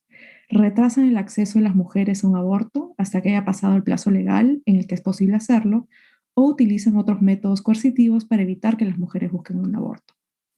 Heartbeat International tiene su propia empresa de desarrollo de sitios web, llamada Extend Web Services. Esta empresa vende páginas web ya hechas para los centros de embarazo afiliados a Heartbeat International. Nuestra investigación ha descubierto enlaces a una serie de centros que utilizan las plantillas desarrolladas por Extend Web Services. Extend Web Services ha declarado explícitamente que desarrolla sitios web que atraen a personas con mentalidad abortista, que hacen que se sientan cómodas y que llegan efectivamente a las mujeres en crisis en línea. Esto puede resultar problemático cuando una persona que busca información sobre el aborto en Internet recibe información engañosa. Por ejemplo, una persona puede retrasarse en la obtención de atención al aborto si ve un anuncio de lo que cree que es una clínica médica, pero que en realidad es un local no registrado como proveedor de servicios de salud. Estos locales también se conocen como centros de crisis de embarazo. Extend Web Services se creó para proporcionar a los centros de crisis de embarazo contra el aborto y a otras organizaciones afines sitios web, herramientas de optimización de campañas, herramientas de búsqueda local y servicios de diseño. La misión de la empresa dice en parte: somos expertos en asegurarnos de que su sitio web atrae al cliente que piensa en el aborto y representa su centro de forma que sus clientes se sientan cómodos con el servicio que van a recibir. Heartbeat International restringe a los clientes de Extend Web Services la posibilidad de cambiar el lenguaje en lo que ellos denominan 5 páginas médicas, que vienen preincluidas en las plantillas desarrolladas por Extend. Cabe subrayar que el uso del adjetivo por parte de Heartbeat International es bastante suelto, ya que el personal médico rara vez está presente en los centros y por tanto no se sabe quién decide que el contenido pueda ser calificado como médico. Las páginas cuya modificación está prohibida incluyen las que tratan sobre información y educación sobre el aborto, recuperación del aborto, salud sexual, embarazo y anticoncepción de emergencia. Un representante de Extend Web Services declaró a Privacy International que todas las demás páginas del sitio web pueden ser totalmente personalizadas por el cliente en términos de contenido, imágenes, etc. Pueden solicitar que se elimine completamente del sitio una de las 5 páginas mencionadas anteriormente si no les gusta el contenido. También pueden proporcionar su propio contenido para reemplazar completamente una de esas páginas, solo que no se les permite editar el contenido de esas páginas que proporcionamos. Ello significa que la retórica antiaborto y no científica está siendo promulgada a todos los clientes de Extend Web Services. Heartbeat International, además, también administra OptionLine. OptionLine es un sitio web, un servicio de chat y una línea de llamadas que fue desarrollada por Heartbeat International para su despliegue en sitios web antiabortistas. Extend Web Services incluye el servicio de chat de OptionLine, que utiliza el software Live Chat para funcionar en los paquetes de sitios web que proporcionan y es visible en muchos de los sitios web antiabortistas proporcionados a los centros por Extend Web Services. Antes de iniciar un chat, la interfaz de chat OptionLine requiere que las usuarias introduzcan su nombre, información demográfica, información sobre su ubicación, así como si alguien está considerando la posibilidad de abortar. Solo después de enviar esta información personal comienza el chat. No está claro dónde terminan los datos enviados antes del inicio del chat, así como los datos generados durante el chat y quién tiene acceso a ellos. Cuando esto fue planteado por Privacy International, un representante de Extend Web Services respondió: toda la información está segura dentro de Heartbeat International y solo Heartbeat International tiene acceso a esta información. Sin embargo, todavía no está claro quién específicamente en Heartbeat International tiene acceso a estos datos, si esto también incluye programas subsidiarios de Heartbeat International, cómo se utilizan los datos, cómo se almacenan y por cuánto tiempo. Estos datos pueden incluir datos médicos y sanitarios, que están sujetos a leyes de privacidad más estrictas en Estados Unidos y en la Unión Europea, así como en otros países del mundo. Más allá de acarrear consecuencias legales, la manipulación equivocada de estos datos puede significar riesgos reales para las personas afectadas. Las condiciones de uso de Option Line establecen que todos los comentarios enviados a través del sitio web, que no sean información solicitada directamente, pueden ser utilizados por Option Line para todos y cada uno de los fines que considere adecuados a la misión y visión de Option Line. Aunque no está claro cómo se utilizan los datos ni por quién, lo que se dice en el chat podría ser muy valioso para Heartbeat y sus organizaciones afiliadas contra el aborto. Por ejemplo, los representantes de las clínicas antiabortistas locales podrían conocer el nombre de alguien que está considerando el aborto e intentar llegar a esta persona por otros métodos. Heartbeat International también creó la solución de gestión de contenidos Next Level. En 2017, Heartbeat International dio a conocer la solución de gestión de contenidos llamada Next Level. El sistema parece condensar y catalogar las preguntas que se hacen a las personas que se acercan a un centro de ayuda al embarazo y centralizar la información que se pide a los visitantes de los centros antiaborto durante su visita. El tipo de información que se recoge se puede ver en un video promocional en el sitio web de Next Level e incluye el nombre, la dirección de correo electrónico, el origen étnico, el estado civil, la situación habitacional, el nivel de educación, la fuente de ingresos, la ingesta de alcohol, cigarrillos y drogas, los medicamentos y el historial médico, los antecedentes de enfermedades de transmisión sexual, el nombre de la persona y o organización remitente, los síntomas de embarazo, el historial de embarazo, la información sobre pruebas médicas y eventualmente incluso las fotos de la ecografía. Next Level comercializa el software como un sistema que hace posible la recopilación de datos fluida para los centros de embarazo. Esa es su descripción. Dicen también que permite que la información pase de la recepcionista a la clienta, de la clienta al entrenador o mentor y del mentor a la oficina de la enfermera, e ilustran el sistema como flujos de datos que van de los centros de embarazo individuales a una nube centralizada. La política de privacidad de Next Level afirma que la empresa puede compartir dicha información con los afiliados, socios, proveedores u organizaciones contratadas por Next Level, o según sea legalmente necesario, pero no proporciona más información sobre cómo se comparte o analiza la información personal de las personas dentro de la red de 2.700 organizaciones afiliadas y socios de Heartbeat o fuera de esta red. Tampoco está claro hasta qué punto el personal del Next Level tiene acceso a la información de los clientes del centro. En la sección de preguntas frecuentes de la página de la empresa se afirma que ésta tiene acceso a nivel de administrador a la información de los clientes, pero que el acceso se concede únicamente a un número limitado de personal del Next Level en la medida de lo necesario para realizar las funciones del software de Next Level. No aclara qué quiere decir un número limitado ni qué considera necesario para realizar sus funciones. En un correo enviado a Privacy International, el presidente de Heartbeat, Joral Gotzi, dijo que todos los datos de carácter personal capturados por Heartbeat International y sus programas subsidiarios están protegidos y se mantienen confidenciales como una cuestión de nuestro compromiso continuo con la confidencialidad de acuerdo con las leyes aplicables de los Estados Unidos y las naciones pertinentes. Para mejorar nuestros servicios y comprender las necesidades cambiantes de aquellos a los que pretendemos servir, Heartbeat solo utiliza información agregada y desidentificada para formular y analizar tendencias. En realidad, no está claro cuáles son los programas subsidiarios de Heartbeat. Podrían ser Next Level, Extend Web Services y Option Line, pero de eso no estamos seguros, ni tampoco a qué tienen acceso. En 2018, Heartbeat International informó que sus filiales habían atendido a 1.5 millones de clientes. Tampoco está claro cómo y quién desidentifica la información proporcionada a Heartbeat y en qué momento se produce dicha desidentificación. Next Level, como parte de Heartbeat International, puede tener acceso a grandes cantidades de información identificable y, por lo tanto, es crucial comprender cómo se produce dicha desidentificación. Next Level también ofrece una versión de la aplicación para clientes, que permite a las clientas fijar y cambiar las citas, ver las imágenes de las ecografías y también hacer clic en su mentor o enviarle un mensaje de texto y hablar con alguien de Option 9 muy rápidamente.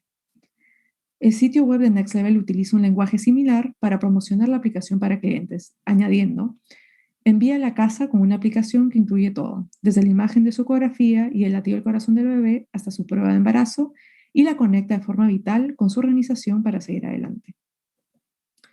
Las aplicaciones telefónicas son conocidas por recopilar una cantidad y diversidad de datos sobre la actividad de los usuarios que la mayoría de la gente consideraría sorprendente. Los permisos de las aplicaciones pueden revelar información sobre la ubicación en vivo de un usuario, acceso a fotos, contactos y mucho más. En el formulario de admisión de Next Level que se muestra en el vídeo promocional, hay una cláusula de exención de responsabilidad sobre la autorización para divulgar registros, que dice: al firmar esta autorización, renuncio a cualquier privilegio o derecho de confidencialidad que pueda tener con respecto a la divulgación específica autorizada en este documento. También acepto exonerar a Heartbeat International de toda responsabilidad relacionada con cualquier revelación realizada de acuerdo con esta autorización. En un correo electrónico enviado a Privacy, el director de Heartbeat, Gerald Godsey, concluyó: en realidad, nuestro objetivo principal es apoyar y promover alternativas al aborto. Es al servicio de este esfuerzo que los datos se convierten en una herramienta, entre otras, para ayudar a fortalecer nuestros servicios y nutrir nuestra red de lugares afiliados. Nuestra actividad en línea, cada vez más difuminada con nuestra actividad fuera de línea, está siendo rastreada por empresas, anunciantes y otros que pretenden recopilar información sobre nuestros pensamientos, miedos, deseos e inseguridades y utilizar estos conductores para elaborar un perfil y dirigirse a nosotros con comunicaciones personalizadas. Algunas de estas empresas ya utilizan la localización GPS para dirigir sus anuncios a mujeres que piensan en el aborto basándose en su proximidad a las clínicas abortistas. Las empresas están adaptando los anuncios en línea para influir en la legislación sobre el aborto. También se ha demostrado que las organizaciones antiabortistas están difundiendo información errónea a través de plataformas publicitarias. Organizaciones como Heartbeat International conocen la importancia de los sitios web y las plantillas antiabortistas. También parecen entender el poder de la recopilación y centralización de datos. Las políticas de privacidad y las condiciones de uso de Extended Web Services, Heartbeat International, Next Level y Option 9 no especifican hasta qué punto los datos recogidos en los centros de crisis de embarazo afiliados a Heartbeat se comparten dentro o fuera de la red. Estos datos podrían ser muy valiosos para entender qué mensajes y qué tácticas son más eficaces para promover la misión de Heartbeat, así como para dar forma a la dirección política del movimiento en general. La casi total falta de transparencia sobre el uso y el intercambio de datos por parte de redes antiabortistas como Heartbeat International es preocupante. Dichos datos podrían utilizarse de formas que quienes los proporcionan no han provisto o no aprueban, incluso para socavar potencialmente sus derechos reproductivos.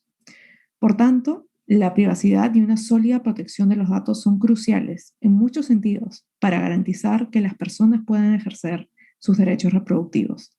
Es importante que se sigan investigando las tecnologías que se están desarrollando para rastrear y seguir a quienes buscan ayuda médica en Internet.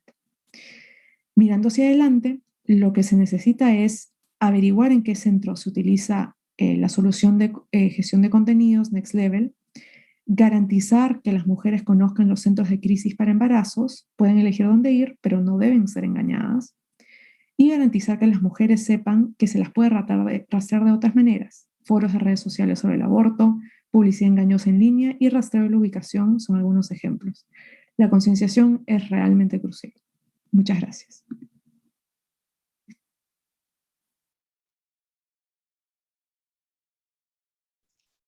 Bueno, muchas preguntas, gracias a todos, a todas, especialmente a las expositoras. Yo fui anotando algunas cositas como para recapitular, pero también ahora o a partir de este momento tenemos como un rato para hacer algunas preguntas, así que si alguien quiere sumar preguntas en el chat, este es el momento. Y mientras eso ocurre, y se van anotando algunas preguntas, yo quería recuperar algunos puntos, porque creo que hay un gran hilo conductor entre las exposiciones y también algunas de las cuestiones que pensamos en data género. Y Valeria comenzó su exposición hablando, por un lado, de la importancia de la transparencia, ¿no? Ella decía, bueno, es una condición mínima en relación a la rendición de cuenta, y hablaba de los reportes periódicos que hacen desde la dirección en el caso del Estado argentino. Y cómo se pensó esa estrategia y cómo se publican. Y por lo último, cuando escuchábamos el trabajo que hizo Privacy International, vemos qué pasa cuando no hay transparencia, y sobre todo qué pasa cuando es mucho más complejo empezar a desandar este camino, en el sentido de que se cruza con la falta de información. Y esa falta de información y la posibilidad de engañar a las personas nos lleva a algo que está por detrás de todo lo que hoy estuvieron hablando, y que en un momento lo mencionaba Poppy, que tiene que ver con la educación sexual integral, ¿no? Entonces, si no podemos primero conocer nuestros derechos, primero saber qué es posible y qué no, es mucho más difícil la exigibilidad, y es mucho más fácil caer en el engaño. Y también el mismo tabú, porque mientras se conectaban hay compañeras de todos los países de la región, y la verdad es que en eso, digo, sacar al aborto del closet sigue siendo un problema, y eso también lleva a que no se hable, y que no se hable hace que se googlee, y que sea mucho más fácil engañar a las personas en un contexto, y sobre todo, ¿no?, como a las personas gestantes, en un contexto de, en muchos casos, y en nuestra región, sumado a la precarización, a condiciones de vida más inestables, a un montón de otras ansiedades y miedos que se cruzan en el día a día, que hacen que sea más fácil aún engañar o manipular a una persona para que decida continuar su embarazo, como hacen estas redes que estábamos escuchando. Y además, yo creo que otra cuestión ahí que se suma, y que nos alertaba muy bien Agustina y todo el equipo de Clacay, es cómo ha impactado la pandemia, obstruyendo y dificultando mucho más este acceso a derechos sexuales y reproductivos, ¿no? Porque ellas hablaban de estos indicadores cuanti que tanto daban cuenta de lo que había ocurrido, ¿no? Como el aumento de la mortalidad materna, la disminución de acceso a controles prenatales, tanto también, por ejemplo, el aumento de los partos extrahospitalarios, la obstaculización de algunos países para realizar prácticas de aborto, y también las dificultades para acceder a métodos anticonceptivos. Entonces, ahí hay algo que a nosotras nos preocupa siempre un montón, y les voy a compartir un segundo pantalla. Todo esto, ahora yo voy a leer las preguntas, pero déjenme llegar ahí. Algo que nos preocupa un montón cuando empezamos a hablar de datos, tiene que ver con que creemos que hay dos movimientos, ¿no? Por un lado, los datos como una herramienta para transversalizar la perspectiva de género, y en este caso, digo, pensar políticas de salud sexual y reproductiva, en donde haya una visión con perspectiva de género, y ahí también vuelvo a lo que planteaban las compañeras de Clacay, y cómo la crisis del COVID y la crisis sanitaria no tuvo un enfoque de derechos humanos, y eso se nota. Bueno, esto es lo mismo, muchas veces hay políticas, o podemos encontrar políticas sobre todo de salud reproductiva, que no tienen una perspectiva de género.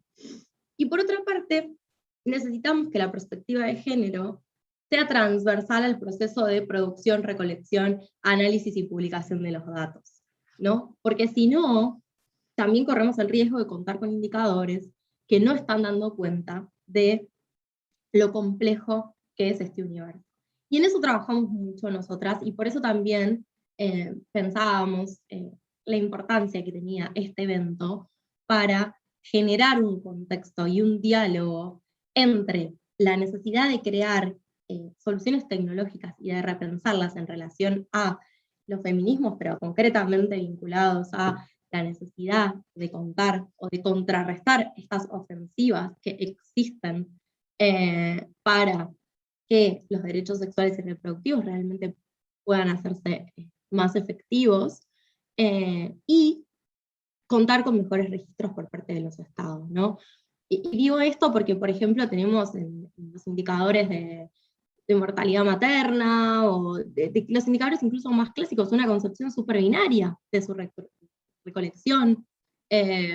Nos cuesta un montón pensar en indicadores de salud sexual, no tenemos tantos, los tenemos muchísimo más enfocados a la dimensión reproductiva, y ese es un sesgo claramente, pero también nos cuesta pensar, no sé, hablamos en el caso argentino, en preservativos para mujeres, porque se sigue entendiendo las sexualidades de un esquema muy heteronormado.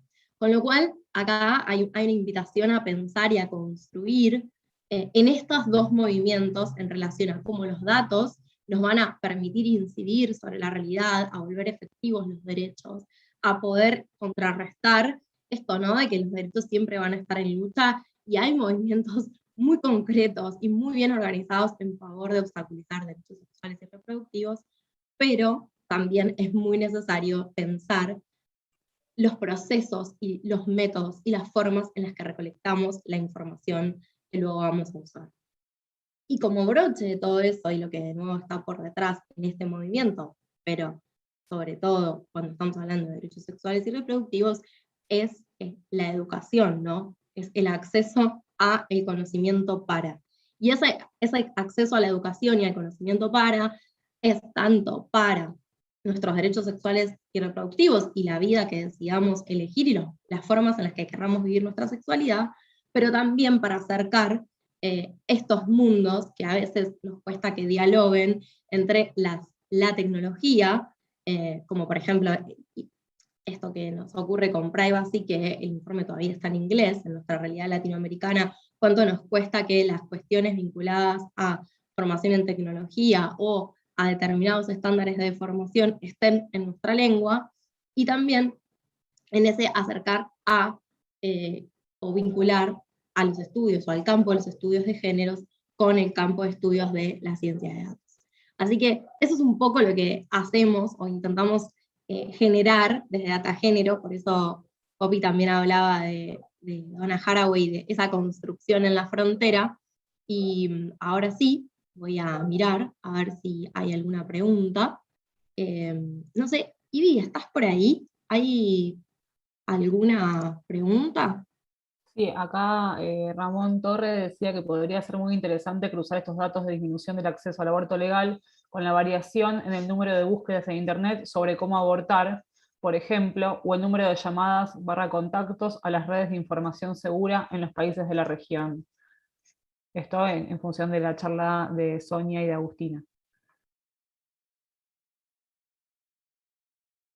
No sé si Sonia o Agustina quieren decir Totalmente algo. de acuerdo, me parece súper importante. De hecho, nosotras, una de las cuestiones, digamos, fuimos presentando algunos indicadores, pero tenemos un set de 17 indicadores, y algunos de los indicadores tenían que ver justamente con la difusión de información acerca de la salud reproductiva y de las rutas de acceso, y lo que encontramos realmente es que hay una conexión entre la disminución del acceso y la falta de difusión de información, ¿no? Aquellos países en donde esas rutas de acceso que se armaron durante la pandemia fueron realmente muy poco difundidas, generaron problemas de acceso importantes, y no solamente en los datos cuantitativos se puede ver, porque ahí es más difícil de hacer la correlación, pero sí en los indicadores cualitativos mostraron una relevancia importante en las cuestiones relacionadas con la difusión de la información, que no es una novedad, pero en un contexto de restricciones se hace más evidente, ¿no?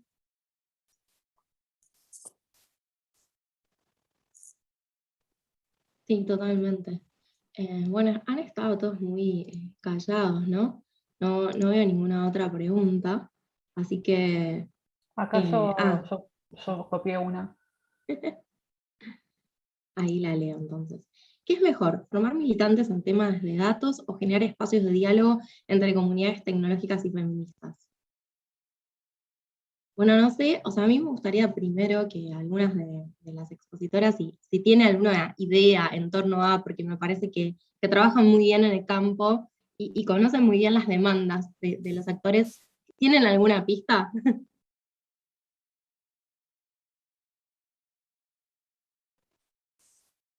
Bueno, yo pensaría que no es either or, ¿no? Es como las dos cosas, no es que necesitemos por un lado militantes de los datos y por otro lado las conversaciones, es que las militantes de los datos tenemos que ir a esas conversaciones y ganar lugares en esos foros para que las conversaciones no sean entre comunidades que no tienen en consideración la perspectiva de género y que no están preocupadas por llevar adelante una agenda feminista en el manejo de los datos, ¿no?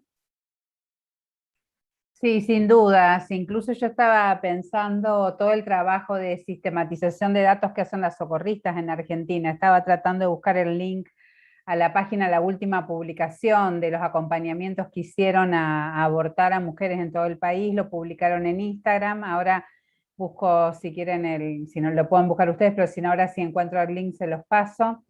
Y ahí hay un mix, ¿no? De realizar las tareas y militar también la construcción de los datos. Es muy importante. Yo en mi presentación no resalté tanto la importancia de los datos en relación a la toma de decisiones a futuro, como además de corregir cursos de acción, como son fundamentales para tomar decisiones en el mediano y largo plazo. Y en ese sentido, militar los datos, aportar en cuanto a lo que es la caracterización del problema, los datos en su contexto, para qué de la información, es muy importante, poner mucha reflexión, aportes, análisis a las discusiones, que sin duda en lo que son tanto las investigaciones cualitativas como las cuantitativas con esta perspectiva de género, es necesario ponerlas en agenda, incidir, como decía Sonia, estar en, bueno, la tarea que ustedes hacen también, ¿no? Pero estar en los lugares donde se toman decisiones presentes y futuras es muy importante con esta perspectiva. Las encuestas, los estudios próximos, bueno, hay lugares claves. Sí, totalmente. Coincido con las dos y creo que es eso, es cómo empezamos también a buscar avanzar hacia dar estas discusiones, ¿no? Cómo entramos en esos espacios, porque ahí también es súper importante cómo los feminismos llegan, ¿no? Porque es donde empezamos a encontrar las resistencias del poder. Entonces, es fundamental ir avanzando en esos puentes y en tejer y en esos entramados que van dando sentido. Bueno, en relación a eso, menciono una pregunta que me llegó acá por privado y es para todas las expositoras, ¿cuáles consideran que son los principales obstáculos para construir datos con perspectiva de género en la actualidad, en el campo de la salud? Bueno, son muchos los obstáculos, pero en principio, para mencionar algunos y después dejo a mis colegas, tienen que ver con la tradición. Por ejemplo, si pensamos en los datos más duros, por ejemplo, los que produce la dirección, la DEIS, en el Ministerio de Salud, la trayectoria, la estructura más ortodoxa que tienen en la perspectiva y toda esta idea de la comparabilidad, la dificultad que se les presenta a los estadísticos, las estadísticas en un sistema de salud mucho más rígido, digamos, con una estructura de una tradición enorme, de incorporar estas perspectivas y según, bueno, las discusiones que uno tiene es perder cierta comparabilidad o lo que implica trabajar esto en las direcciones de estadísticas de las provincias, etcétera. Diría las resistencias al cambio en toda institución, ¿no? Esa cultura institucional resistente a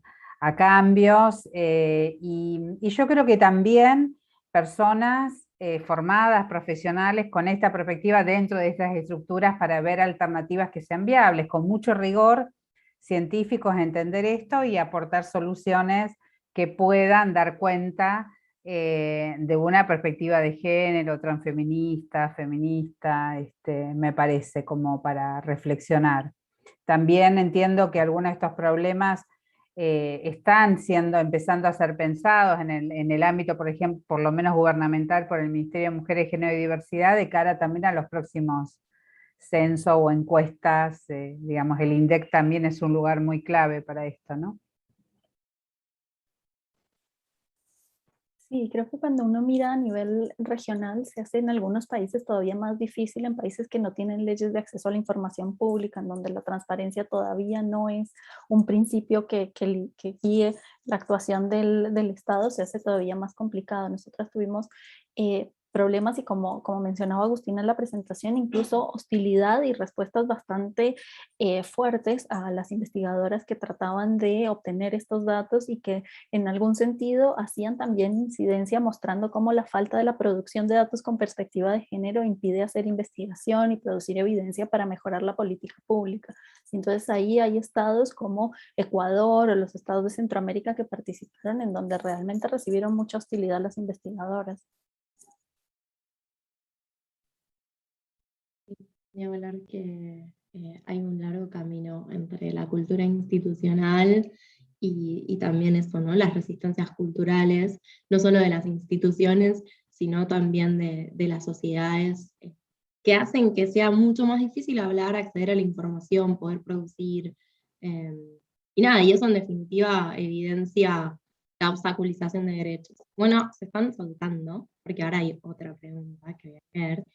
¿Cómo podemos pensar estrategias, en estrategias de trabajar con datos sensibles desde una perspectiva feminista, sin exponer a usuarios de consultas vinculadas a salud sexual?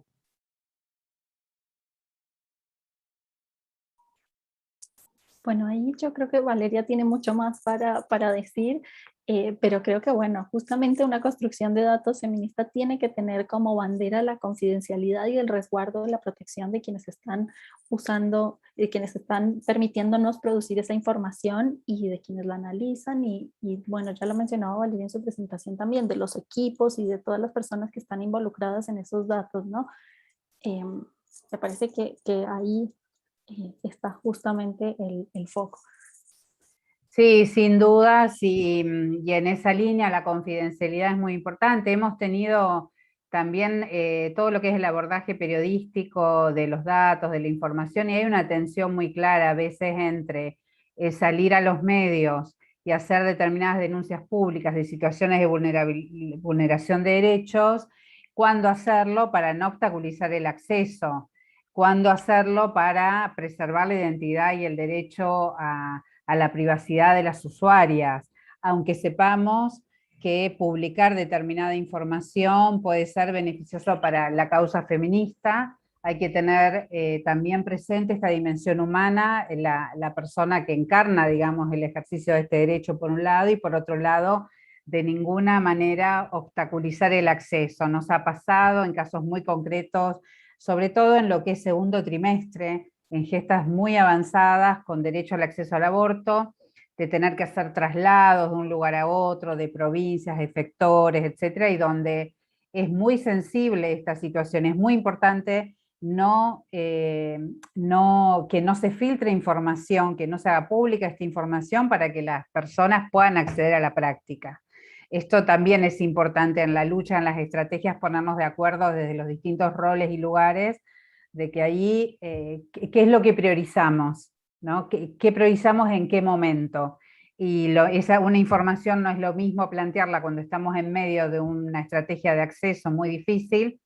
Yo me acuerdo cuando se estaba discutiendo la ley en el Congreso en diputados, tuvimos que hacer un traslado muy importante por un derecho de una gesta muy avanzada en una niña de 12 años de Mendoza a Buenos Aires, a la Cava,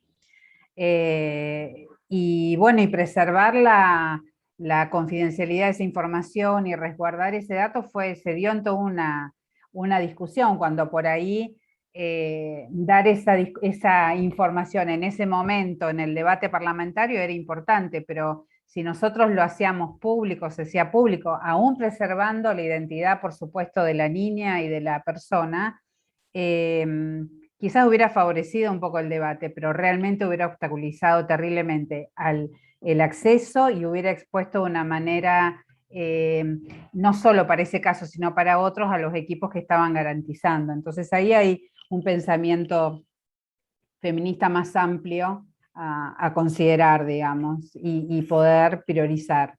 y preguntarnos también críticamente nosotras, desde cada lugar que nos toque, bueno, esta pregunta que ustedes hacían al principio, ¿para qué este dato? ¿Para qué lo queremos compartir? Saber el efecto de esto también, quiénes lo van a usar.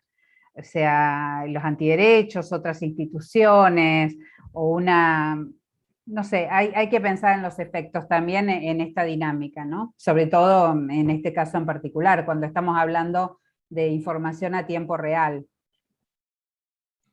Sí, Y después, totalmente. perdona, sí, después con el respecto al mapeo de efectores y todo, bueno, sí, la confidencialidad, y en efectores hay que hacer análisis situacional. Y también preguntar a quienes intervienen, me parece que eso es clave, hablar con los equipos de salud, hablar con los equipos territoriales, hablar para poder hablar con las redes feministas de esos lugares, generar mesas de diálogo, de trabajo para sopesar y evaluar la mejor estrategia, y no hacerlo desde un escritorio, desde una ocurrencia de 3 personas o 4 o 5, que por más que seamos feministas, necesitamos sí o sí consultar y dialogar participativamente con quienes están involucradas. Tal cual, Valeria, nos coincidimos totalmente, y una cuestión que por eso mencionaba Gigi al principio también tiene que ver con la ética, ¿no? Hay algo que está sobre la mesa, y en este caso se pone muy en manifiesto, que es en el datos para qué, cuál es ese límite, porque hay una dimensión ética que se vuelve necesaria discutir, porque es datos para, como contaban, ¿no? Privacy International, para no sabemos qué recolectamos, pero además podemos predecir. Hay un caso muy famoso de una, es un ejemplo de sesgos, de una organización norteamericana que tenía un muy buen predictor sobre maternidad a partir de las búsquedas de Google, y entonces un padre le hace una denuncia a la empresa porque le estaba mostrando cochecitos y carritos de bebé a su hija adolescente, y en realidad el padre no sabía que la hija estaba embarazada, y entonces efectivamente el predictivo, el algoritmo funcionaba muy bien. Y acá hay otra cosa que también siempre repetimos un montón desde Data Género, es que atrás de los datos, aunque parezca todo muy cuanti, hay personas. Y como bien decías, Valeria, hay exponer un caso que puede favorecer, no sé, 3, 4 votos más para una estrategia, es también afectar muchísimo la subjetividad de una persona que está en una situación, en un contexto de vulnerabilidad. Sobre todo si las prácticas en esos países son ilegales o encuentran severas resistencias para poderse volver efectivas, aún en contextos en los que son permitidos. Con lo cual, la ética, pero también recordar que siempre detrás de cada uno de estos datos hay personas, es central para construir desde o en relación con los datos y los feminismos. Bueno, ahí Ivy también estaba recomendando una nota que muestra cómo Siri es sexista. Y también eso, yo quiero contarles que para hacer el flyer del evento estaba jugando en Canva y en Google, y me impactó un montón en cuando puse las imágenes de como busqué ahora aborto, ¿qué pasa? Pero las primeras 2, 3 páginas, o sea, listas de hojas que te aparecen en Google, son información falsa, son fotos de mini fetitos, o sea, es terrible. Entonces, realmente hay todo un aparato funcionando y tenemos que pensarlo muy bien, con el compromiso y la responsabilidad ética, de nuevo, de entender que detrás de los datos hay personas. Bueno, dicho esto, voy a contarles que nos pueden seguir en las redes, y también se pueden suscribir a nuestro newsletter, en el que vamos a estar hablando un poco sobre lo que pasó, y también sobre lo que pasó en la Datatón, que hicimos hace unos meses atrás, pero que también tuvo una parte en la que trabajamos derechos sexuales y reproductivos, y les vamos a contar de los resultados. Así que ahora lo iban a compartir las chicas por el chat, pero básicamente son en cualquiera de las redes, Twitter, Instagram, Facebook, nos encuentran como Data Género, LinkedIn también. En YouTube el canal se llama Data Género, y a newsletter se tienen que suscribir, que ahí va a estar el link, o si no también nos pueden escribir aparte y se suscriben.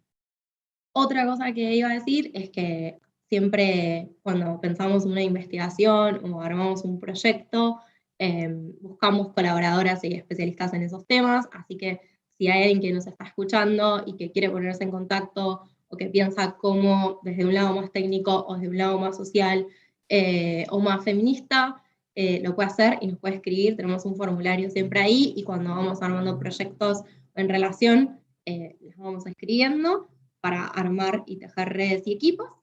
Y por último, voy a volver a esto de la formación y la educación, que para nosotras es fundamental, y les quiero contar que otro de los espacios que tenemos es el espacio de alfabetización continua y formación, y ahí siempre tratamos de generar cursos y talleres y promover la formación en español, en datos y en género. Y esta semana vamos a estar sorteando 2 becas para distintos cursos de tecnología de otras organizaciones que son aliadas y que nos dieron becas para sortear. Así que pueden fijarse en Instagram cómo participar de los sorteos para hacer los cursos, que son de Instituto UMAI y de MED. Y creo que pasé todos los avisos que me quedaban por pasar. Ahí estoy viendo que Jazz me dice que sí, yo soy muy mala para hacer esto, sépanlo, me cuesta muchísimo. Y nada, les quiero agradecer profundamente por el tiempo, a Valeria, a Sonia, a Agustina, a Laura, a Gigi y a Poppy, que se cargaron todo este evento y que son las que siempre están impulsando la agenda de derechos sexuales y reproductivos, y para mí es un placer, que son tremendas compañeras, y a todo el equipo de Data Género, a Ramón de Iniciativa de IDEA, que nos estuvo dando una mano, y si me estoy olvidando de alguien, me avisás. Nada, y a todas las personas que nos acompañaron, muchas gracias. Vamos a seguir hablando de estos temas incómodos y tratando de construir un poco más de datos dentro de los feminismos. Así que, bueno, muchas gracias a todos, a todas y a todes. Nos vemos la próxima.